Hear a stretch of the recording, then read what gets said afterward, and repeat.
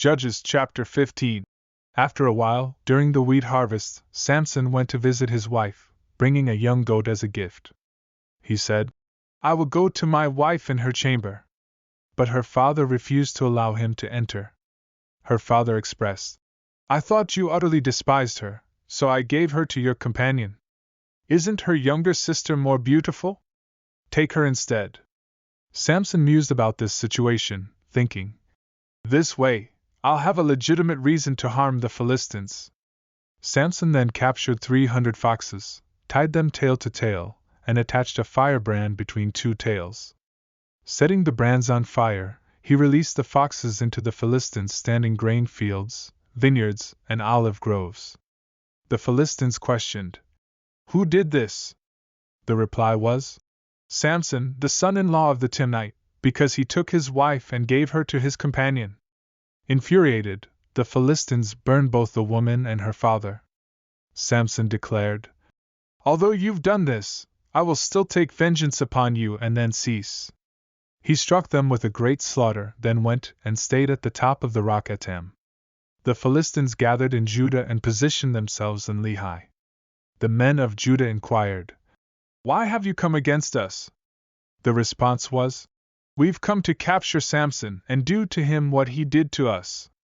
3,000 men of Judah approached the rock Etam and confronted Samson. "Don't you realize that the Philistines rule over us? What have you done to us?" Samson replied, "I merely did to them what they did to me." They retorted, "We've come to bind you and hand you over to the Philistines." Samson negotiated, "Promise me you won't attack me yourselves." They agreed, "We'll securely bind you and deliver you into their hands, but we won't kill you." Using new cords, they bound him and brought him from the rock. As he reached Lehi, the Philistines shouted. Empowered by the Spirit of the Lord, the cords on Samson's arms turned as weak as burnt flax, and his bonds fell from his hands. Spotting a fresh jawbone of a donkey, Samson seized it and killed 1,000 men with it. Exclaiming, "With the jawbone of a donkey, heaps upon heaps, with the jawbone of a donkey I've slain 1,000 men," he cast the jawbone aside and named the place Ramath Lehi. Exhausted and thirsty, he cried out to the Lord, "You've granted me this great deliverance, but now I'll die of thirst and fall into the hands of the uncircumcised." God split a hollow place in the jawbone, and water flowed from it. After drinking, his strength returned, and he revived.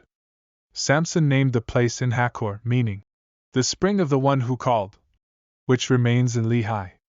He judged Israel during the days of Philistine rule for 20 years.